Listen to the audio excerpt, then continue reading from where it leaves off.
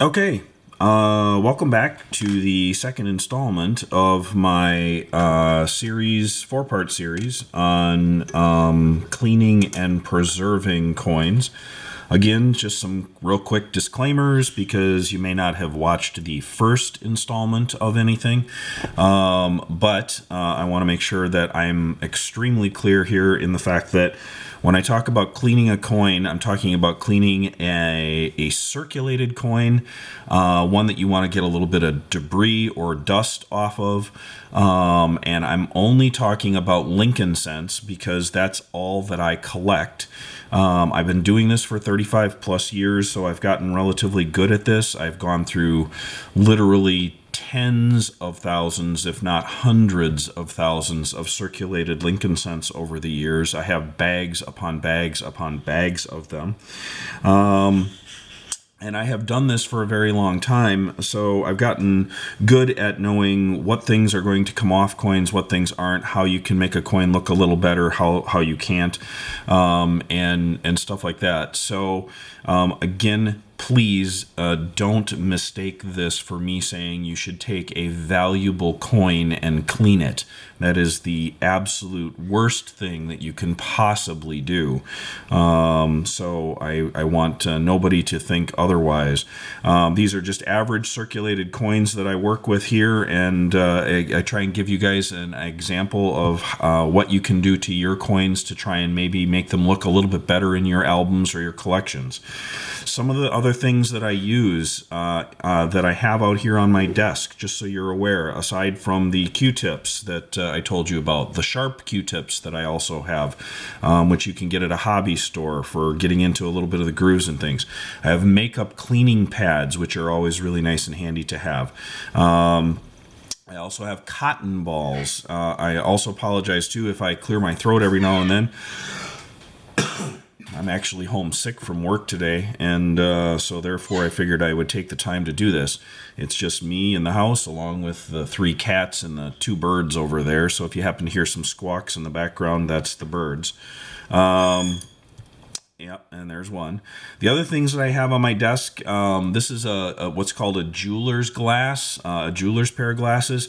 Nice thing about this is you can actually move it from one side to the other depending on what your dominant eye is. It's about a 20 power scope on it, so you can get up there nice and close. It does have an LED light on it, but this one happens to be broken, so I use it more for just looking at coins up close. Obviously, regular loop is important. I also have an adjustable loop that I have here that has a 10 power, 20 power, and 30 power lens to it, along with a couple of LED lights. And this LED light happens to actually not only switch directions as to which glass I'm using, but it also has a UV light, which is kind of nice from that standpoint. You can see some of the coins and some of the things in a little bit different light. So helpful little light. I think I can get that on Amazon. I think they're $15, $18 on Amazon. With that being said, one of the other things that's extremely helpful that I use, it's off on the side here, this is basically just an ultrasonic jewelry cleaner. And I use this to try and get rid of some of the dirt and sediment and stuff like that that I find on some of my coins to start with before I do anything more in depth with cleaning. It's got a little tray on the inside, which is plastic, so your coins don't actually sit right on the metal inside the ultrasonic cleaner. Auto on, auto off. I actually stole this one from my ex-wife when her and I were still married. She was going to throw it out because the top has actually got some cracks in it and stuff like that, and she was going to get rid of it. And I said, hey, I can use that for my coin cleaning. So that was back when her and I were still married and everything was fine. One of the other things that I use on a pretty regular basis to clean coins off with is Goo Gone. Goo Gone is important because it can definitely help lift some of the stuff that you have on your coins. And obviously I use a little bit of acetone, straight acetone, and olive oil. Olive oil is incredibly important to have because it won't harm your coins. So I'm going to attempt to, I've got the 3 coins that I cleaned yesterday. or on the last video, which was actually about 36 hours ago. And all 3 coins are actually still in really good shape, just so you can see. No harm, no ill effects from anything from that standpoint. This one was the one that had the shellac on it. Someone had sprayed the coin both front and back with shellac. The back actually still has shellac. You can see a little bit of a white spot. I'll try and zoom in here so you can get a little bit better view as to what I'm doing and how I'm doing it. This one still has a little bit of a white spot on the edge of it. That white spot is remnants of the acetone that was used that got onto the back of the coin.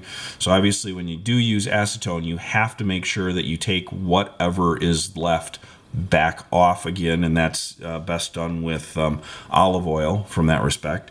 So all of those coins turned out really nice. One of the coins I'm going to work on right now just to try and see if I can get anything done with it. I've got 2 coins here. This one is a 1926, I believe, and then I've got a 1920. Both of these coins are, this one is the 1920, and it's basically just, it's a nice coin, but it's just really dirty and dark. Same thing on the reverse side of it. This one here is a fantastic coin. This is the 26, and it's actually in pretty decent shape aside from a little bit of the green verdigris that you see on the front of it, which is basically just oxidation from either the regular air or some salt water. If it came in contact with salt water. It also has a little bit of paint on the top, but it also has quite a bit on the back. So we're going to see if we can make this coin look any better in the next minute or two here with a couple of things. We're going to start with this one, and all I'm going to do is basically grab this coin. First thing I'm going to get is a little bit of a Q-tip full of my acetone, and we're going to go over the front of it and see if I can get some of this paint off of here to begin with, and some of the other little things that are on it. And you can tell the acetone actually works relatively well, and you don't have to rub very hard, but you should actually try and at least put a little bit of pressure on it. You don't want to rub through the patina of the coin, but you'll be able to tell that, yeah, in actuality, I'm actually getting some of that paint off of this coin, and I'm bringing it back to life a little bit here. Hopefully we can actually make this work. So sometimes you aren't able to use a Q-tip because it's a little too soft. So you use one of these finer tipped Q-tips that I was telling you about, and do the same thing. And you can actually get into the coin's grooves a little bit better with that. It doesn't do any harm because it is still a soft end to the Q-tip. And indeed, that did work a little bit. It's still not perfect, but it did work better. So now I'm going to take the regular Q-tip and try and see if I can't pull a little bit more of that off of there. All right, so I've done that. And there's the 26, and there's the front of that. There's also some red on this coin, and I'm not sure where the red all comes from, but I've seen it on quite a few different coins. Especially Lincoln cents, for whatever the reason, they tend to show up.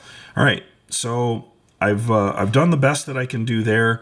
If you can see, actually, I'll try and hold it up. You can actually see that I got quite a bit of the white off of the top of it.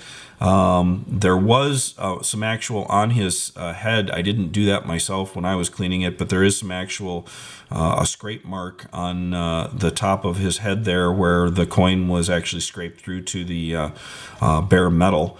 I'm going to do the same thing to the back side, but interestingly enough, believe it or not, I'm actually not going to try and scrub on this on the back side of it. I'm actually going to put it right in the acetone for a minute and see what happens. And I'm just going to let it sit there for a minute before I do too much of anything else. We're going to see what actually happens with it while it's in the acetone there and see if I can get some of this white off of it. I'm going to hold it down. I don't want to get my fingers too much in the acetone from that standpoint. But you remember how much white there was on the back of the coin and how much paint there was.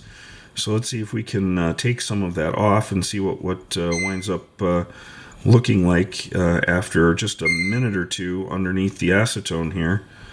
And yeah, some of it's coming off. So we're getting kind of lucky from that respect. So when you go to try and take your coins out of the acetone, obviously you don't want to necessarily stick your fingers in there if you don't all have to. Greatest thing about acetone, it evaporates, number one. Number two, it doesn't hang around very long on the surface of the coin, so you can actually touch it very shortly after. As you can see, yeah, we did get quite a bit of the white off of it. Not all of it, but we got quite a bit of it off. And I'm sure that if I scrub a little harder, I might be able to get a little bit more of that off. What I'm going to do is I'm just going to use a little bit of olive oil, and let's just see if we can how we can make this coin look from the standpoint of where it was before compared to where it is now, and see what it looks like. And actually, the olive oil does take some of the other green and all of that off, any other little debris and stuff like that. You would think the acetone would eat it off, but believe it or not, it doesn't. And so there we go. I'm getting a little bit more off. Still not going to be a pretty coin by any stretch of the imagination, but it's going to be better than it was. Sorry about that. I'm trying to do this and hold it so you guys can see at the same time. But again, you can see that it's coming off on my Q-tip, and so that means it is coming off the coin as well. And I'm going to use my little towel here, and we're going to blot it dry. Try and make sure you try not to rub it real hard when you do anything like that, but you can blot it dry a little bit. So there we go. There's 1926 that turned out not too shabby considering what it looked like when we first started. So next coin, real quick, while we've only got a couple minutes left of this video. This is a 1920. And I'm not even going to attempt any acetone with this one. I'm going to go straight to the olive oil with this one because this one's pretty much just dirt more than anything else. Let's see what we can make this coin look like with just a little bit of olive oil and see what we can get this coin looking like. It's still going to be dark no matter what I do to it from that standpoint. I don't think there's ever anything that's going to lighten it up unless I bleach it, and I don't want to do that. So I'm going to do both the front side and the back side with the olive oil. We're going to give it a minute here, and as you can tell, the more that I rub with the Q-tip, the more the coin starts looking nicer and nicer and nicer. Sorry for the bird in the background there, but it's just the way he is. I'm going to do the same thing. We're going to get my towel out here. We're going to rub this one. This one I'm going to rub a little bit harder on, see what I can make it look like. And, well, nope. See, and there's some of the difference. So sometimes you get lucky and you're able to actually make a coin look better, and sometimes there's not much you can do to it. It's still not a terrible coin. It's still a 1920.